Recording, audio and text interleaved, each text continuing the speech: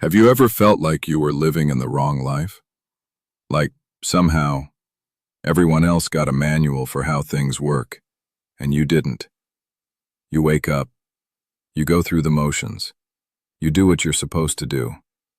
But somewhere underneath all that, something feels off, like you're meant for something more, not in a dramatic movie-style way, just more than this quiet feeling of being stuck. And the strange part? You can't explain it. Now imagine growing up in a place where you're constantly told you're ordinary. Actually, not even ordinary. Unwanted. Imagine living in a small house where everyone else seems to belong, except you. You sleep in a cupboard under the stairs. You wear clothes that never quite fit. And every time something unusual happens around you, people blame you, even when you have no idea what you did. That's where this story begins, with a boy who thought he was completely insignificant. His name was Harry. And if you had looked at his life from the outside, you would have seen nothing special. No advantages, no confidence, no clear future. Just a kid trying to survive the daily irritation of people who barely tolerate his existence. Now pause for a second. Think about this. How many people quietly live like that? Maybe not in a cupboard under the stairs, but inside a version of life that feels too small for them. A job that drains them. A routine that numbs them. A voice in their head that whispers, "This is probably all you get." Be honest for a moment. Have you ever had that thought? The one that says maybe you're just average. Maybe you're not meant to do anything remarkable. Maybe the safest thing to do is stop expecting more. It's a quiet kind of defeat. The kind that doesn't look dramatic, but slowly shrinks your world. And Harry had no reason to believe anything different, until something strange started happening. Letters. Hundreds of them. Delivered in ways that made absolutely no sense. Through windows, under doors, down the chimney. Each one addressed directly to him. Which would be exciting if the people around him weren't desperately trying to hide them. And that's when the first crack appears in the story. Because when people work that hard to hide information from you, it usually means they're afraid of what you might discover. Now here's the interesting part. Most of us have experienced something similar. Not magical letters, but moments when life quietly tries to tell us something. A strange opportunity, a random idea, a curiosity we can't explain. And what do we usually do? We ignore it. Because following it would mean stepping outside the version of ourselves we've accepted. And that's uncomfortable. But Harry didn't have the luxury of ignoring it, because the letters kept coming. More, and more, and more, until the people hiding them started to panic. Now imagine being in that situation. Everyone around you insisting nothing unusual is happening, while reality keeps proving otherwise. That moment, right there, that's the beginning of every real transformation. The moment when your current understanding of the world starts breaking apart. It's confusing, uncomfortable, sometimes even frightening. But it's also the first signal that something bigger might be waiting. And then one night, when the storm outside was loud enough to shake the walls, someone finally knocked on the door. Not politely, forcefully, like a truth that refuses to be ignored. And standing there was a giant of a man with a simple message. "Harry, you're a wizard." Now pause for a second. Forget the fantasy part. Look at the meaning behind it. Because what Harry heard in that moment wasn't just about magic. It was something deeper. Someone was telling him, "You are not who you thought you were." Think about how powerful that idea is. Most people go through their entire lives believing the identity they were given. The quiet kid, the average student, the person who never quite stands out. But what if those labels were wrong from the start? What if the reason life feels heavy sometimes is because you're trying to live inside a version of yourself that was never accurate? Now here's where things get interesting. Because when Harry first hears the truth, he doesn't immediately celebrate. He hesitates. He doubts it. He questions everything. And honestly, who wouldn't? Imagine someone walking up to you tomorrow and saying, "Everything you believe about yourself is incomplete." You'd probably laugh, or argue, or assume they misunderstood you. Which raises a question most people never ask themselves.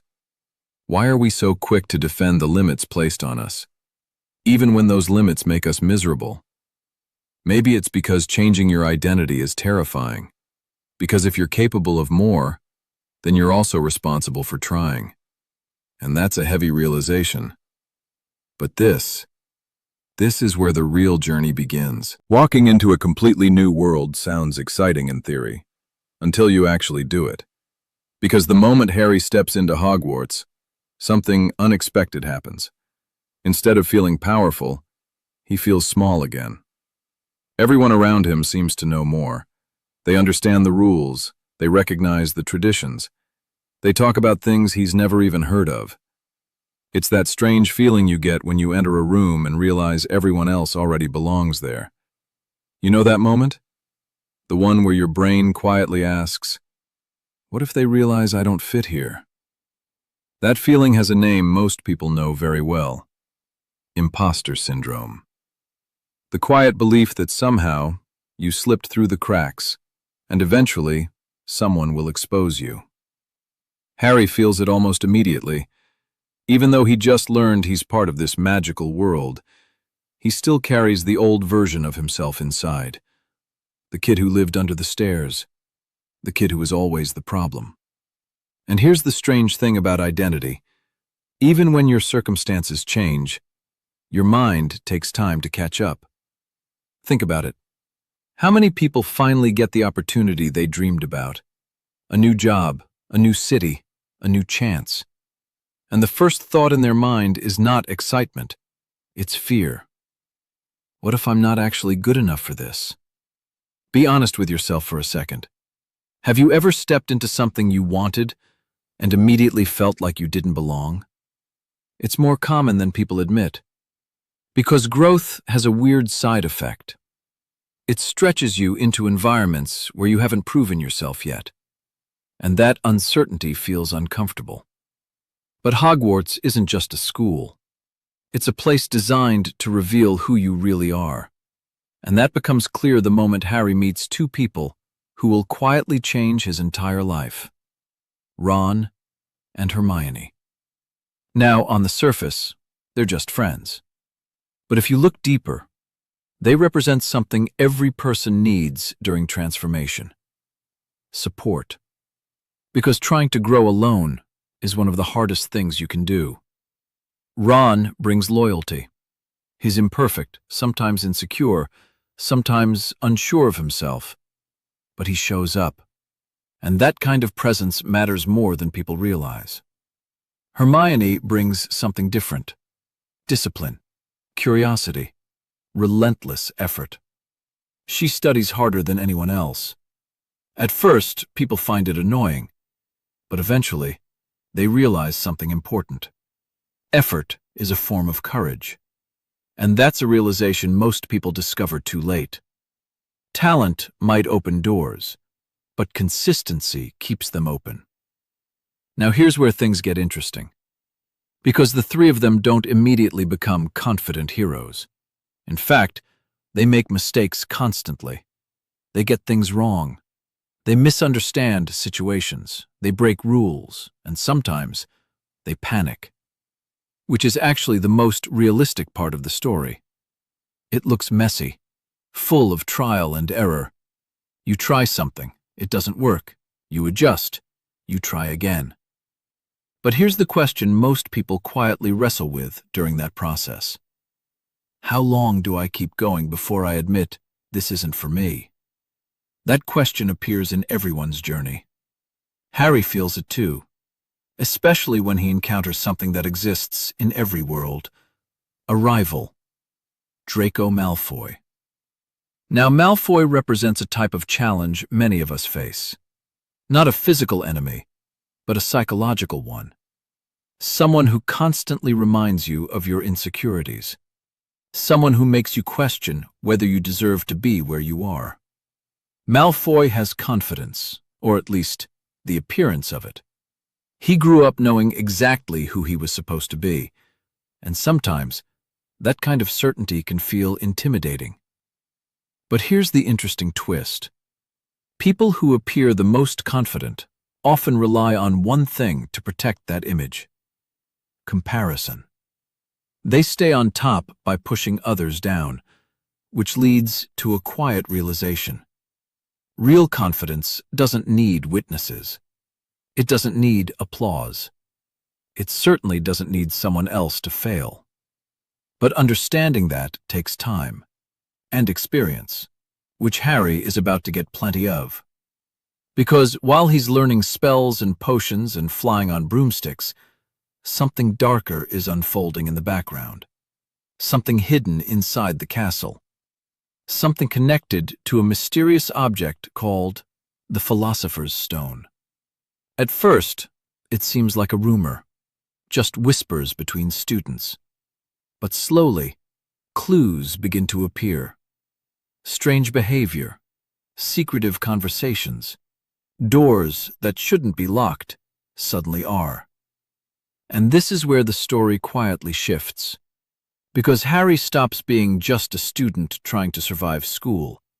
He becomes someone asking questions. And questions are dangerous things. They break comfortable illusions. They reveal uncomfortable truths. And sometimes, they lead you directly toward problems you weren't supposed to see. There's a moment in every story, and in every life, when curiosity turns into responsibility.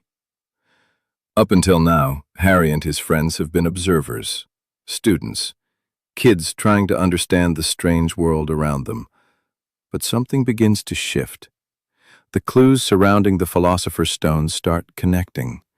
A guarded trapdoor, a suspicious professor, strange movements inside the castle at night.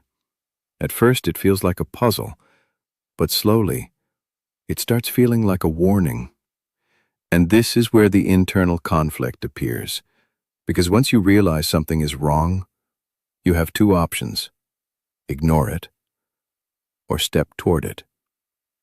Most people choose the first option, not because they're weak, but because confronting problems means stepping into uncertainty. It means risking being wrong. It means risking embarrassment, failure, even consequences. So the mind whispers something comfortable. This isn't your problem. But Harry feels something different, a quiet pull, the sense that if he walks away, something important might be lost. Now think about your own life. Have you ever had that moment? The moment you realize something needs to change? Maybe it's a toxic habit. Maybe it's a relationship that's draining you. Maybe it's the slow realization that the path you're on isn't actually yours. That moment feels uncomfortable because awareness creates tension. The old version of you wants stability, but the emerging version of you wants truth. And those two identities rarely agree. Harry experiences exactly that conflict. Part of him wants to stay safe, to trust the adults, to assume someone else will handle the danger. But another part of him notices something strange. The people who should be paying attention aren't, which raises an unsettling question. What if the people in charge miss the problem entirely? This is where courage begins to take shape, not as bravery, but as responsibility. Because courage isn't the absence of fear, it's the decision that something else matters more. And here's something interesting. The moment Harry begins investigating the mystery, he doesn't feel powerful. He feels nervous, uncertain, sometimes even foolish, but he keeps moving forward anyway. That's an important detail most stories leave out. Growth rarely feels heroic while you're inside it. It feels awkward, like learning to walk again. Step, doubt, step again. But wait, this is where things become more complicated, because the deeper Harry looks, the more confusing the situation becomes. Different teachers behave strangely. Certain rooms seem deliberately hidden. And then there's Professor Snape. Cold, intimidating, always watching. Snape seems like the obvious suspect, the kind of person you instinctively distrust. And honestly, most people stop their thinking right there, because the mind loves simple explanations. It feels good to say, that's the villain, that's the problem, case closed. But reality is rarely that neat, and this is where the story quietly teaches one of its most powerful lessons. The obvious answer is not always the correct one. How many times in life do we assume we understand a situation, only to discover later that we completely misread it? Think about it. Arguments, misunderstandings, first impressions. Our brains fill gaps in information with assumptions, and those assumptions feel like facts. Harry falls into that trap too. He becomes convinced that Snape is trying to steal the Philosopher's Stone.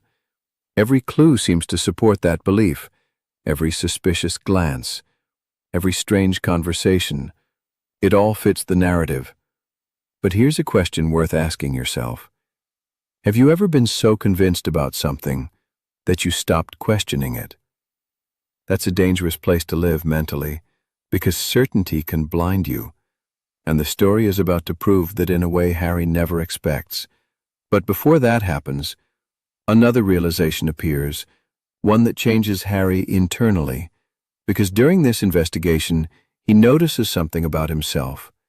He's not the same kid who arrived at Hogwarts, the boy who doubted himself, the boy who felt small. Somewhere along the way, he began trusting his instincts, not perfectly, not confidently, but enough to keep moving. And that shift matters more than any spell he learns, because real transformation isn't about gaining abilities, it's about changing the way you see yourself. Now here's the part most people overlook in their own lives. Identity shifts quietly, not during huge dramatic moments, but during small decisions repeated over time. Every time you face fear instead of avoiding it, every time you stay curious instead of shutting down, every time you keep going when quitting would be easier, those moments stack, and eventually, they create a new version of you. Harry doesn't fully realize it yet, but he's already becoming someone different, someone capable of facing what's coming next.